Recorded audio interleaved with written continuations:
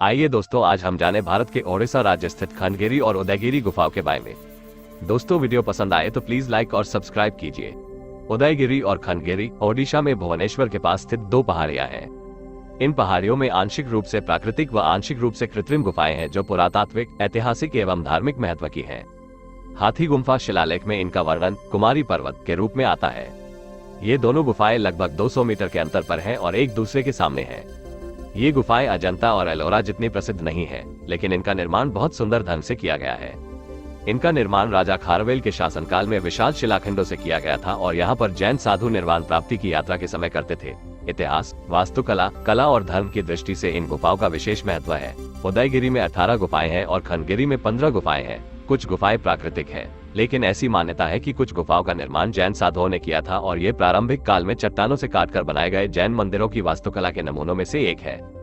शिलालेखों में इन गुफाओं को लेना कहा गया है और इन्हें न जाने कितनी पूर्णिमा वाली चांदनी रातों में बनाया गया था। गुफाओं के मुंह दरवाजों जैसे हैं, जहां से दिन के समय सूरज की रोशनी आ सकती है और पथरीले फर्श गर्म रहते हैं। रात को चांद की रोशनी गुफा में आती है और गुफाओं में उजाला रहता है। इन गुफाओं में साधु लोग आकर रहते थे, जो संसार को त्याग कर अपने तन और मन की शक्तियों के प्रवाह से निर्वाण के लिए तपस्या करते थे। सुगंधित फूलों, चहचहाते पक्षियों, पत्तों की सरसराहट, उजली धूप और शीतल चंद्रमा के सानिध्य में वे प्रकृति के साथ एक रूप हो जाते थे। इन गुफाओं में बैठकर साधुजन शांति से समाधि लगाते थे और कठोर तपस्या करते थे। विद्वान लोग भी सत्य, शांति, मोक्ष और सौंदर्य बोध के लिए यहाँ आते थे। उदयगिरी की गुफाएं लगभग 135 फुट और खंडगिरी की गुफाएं 118 फुट ऊंची हैं। ये गुफाएं ईसा पूर्व दूसरी शताब्दी की हैं। ये गुफाएं ओडिशा क्षेत्र में बौद्ध धर्म और जैन धर्म के प्रभाव को दर्शाती हैं। ये पहाड़ियां गुफाओं से आच्छादित हैं, जहां जैन साधुओं के जीवन और काल से संबंधित वास्तुकला कृतियां हैं। इन गुफाओं का निर्माण प्राचीन ओडिशा यानी कलिंग के नरेश खारावेला ने 209-170 ईसा पूर्व के बीच कराया था। नरेश खारावेला को अशोक सम्राट ने हरा दिया था। यद्यपि नरेश खारावेला जैन धर्म को मानते थे, लेकिन धार्मिक जिज्ञासाओं के प्रति उनका दृष्टिकोण उदार था। इन गुफाओं का निर्माण अधिकतर शिलाओं के ऊपरी भाग में होता था और गुफाओं के आवास, साधना और प्रार्थना के लिए सूखे वाले स्थान होते थे, जहां वर्षा का पानी नहीं ठहरता था। इनके साथ बरामदा या आंगन होता था। छोटी छोटी सुविधाओं की भी व्यवस्था होती थी। हालांकि छत की ऊंचाई कम होती थी और कोई व्यक्ति सीधे खड़ा नहीं हो सकता था। मुख्य रूप से ये विश्राम स्थल या शयन कक्ष थे। एक ही कक्ष में बहुत साधु रहते थे। कक्ष में एक खास बात थी कि प्रवेश स्थल के सामने की ओर का फर्श ऊंचा उठा हुआ था, जो शायद सोने के समय सिरहाने का काम देता था। ये कक्ष तंग और सपाट होते थे और इनके प्रवेश द्वार पर विभिन्न वस्तुओं की वास्तुकला कृतियां होती थी। भारतीय पुरातत्व सर्वेक्षण विभाग ने इन गुफाओं की गणना कराई और इन वस्तुओं के आधार पर इनके अलग अलग नाम रखे। इन वस्तुओं में विभिन्न प्रकार के दरबार के दृश्य, पशु पक्षी, शाही जुलूसों, शिकार अभियानों और दैन्य जीवन के दृश्य होते थे। ये लेख ब्राह्मी लिपि में है और जैनियों के मूल मंत्र नमोकार मंत्र से शुरू होते हैं।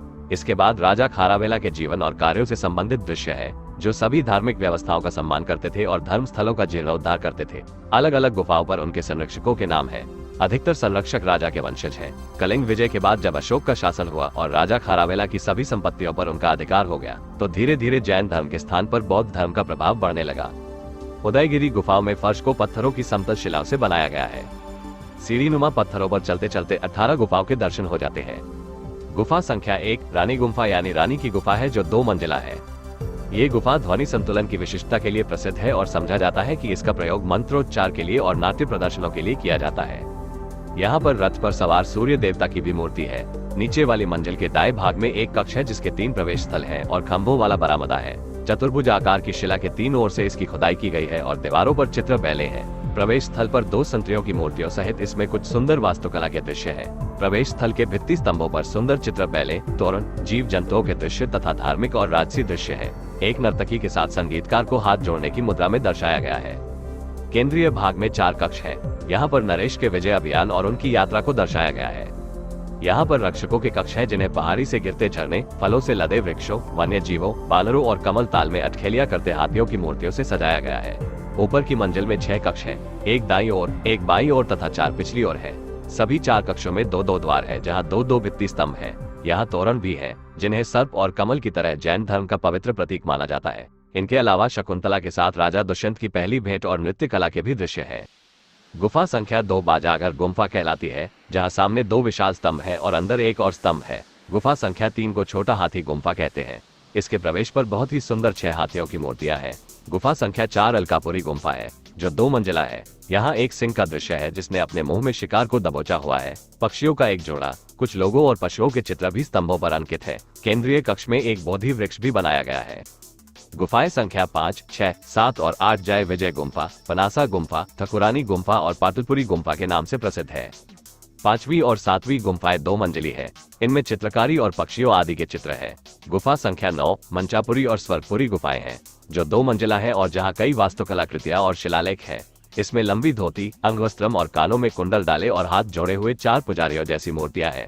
इस गुफा में राजमुकुट पहने हुए एक व्यक्ति की भी मूर्ति है, जिसके बारे में कहा जाता है कि यह छेदी नरेश वक्रदेव की मूर्ति है। गुफा संख्या 10 गणेश गुम्फा है। यहाँ पर एक चैत कक्ष है जो साधुओं का पूजा स्थल है। रहने के लिए कम ऊंचाई वाले 2 कक्ष है और एक बरामदा है जहाँ गणेश की उभरी हुई मूर्ति है। यहाँ पर जैन तीर्थंकर की नक्काशीनुमा मूर्ति भी है। जंबेश्वर गुम्फा गुफा संख्या 11 एक छोटी गुफा है जिसके 2 दरवाजे हैं। गुफा संख्या 12 कम ऊंचाई वाली और 2 दरवाजों वाली व्याघ्र गुम्फा है। इसका प्रवेश स्थल व्याघ्र के मुख जैसा है, जिसके ऊपर की जबड़े में दांत दिखाई देते हैं। यह बरामदे की छत का काम देती है और प्रवेश गली भी है। गुफा संख्या 13 सर्प गुम्फा है, जो बेहतू ही छोटी है। यहाँ पर राजा खारावेला का जीवन चरित्र मगधी भाषा में अंकित है।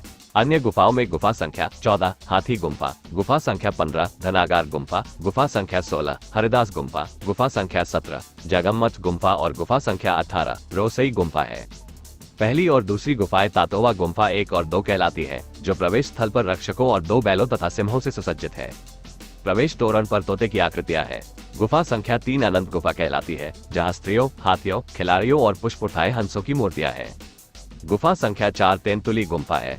गुफा संख्या 5 खंडगिरी गुम्फा 2 मंजिली है, जो सामान्य तरीके से काटी गई है।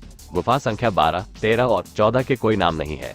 गुफा संख्या 6 से गुफा संख्या 11 के नाम है ध्यान गुम्फा, नयामुनि गुम्फा, 12 भुजा गुम्फा, त्रिशूल गुम्फा, अंबिका गुम्फा और ललतेंदु केसरी गुम्फा। गुफा संख्या 11 की पिछली दीवार पर जैन तीर्थंकरों, महावीर और पार्श्वनाथ की नक्काशी वाली उभरी हुई मूर्तियां हैं। गुफा संख्या 14 एक साधारण कक्ष है, जिसे एकादशी गुम्फा के नाम से जाना जाता है। दोस्तों वीडियो पसंद आया हो तो और एक सब्सक्राइब जरूर कीजिए।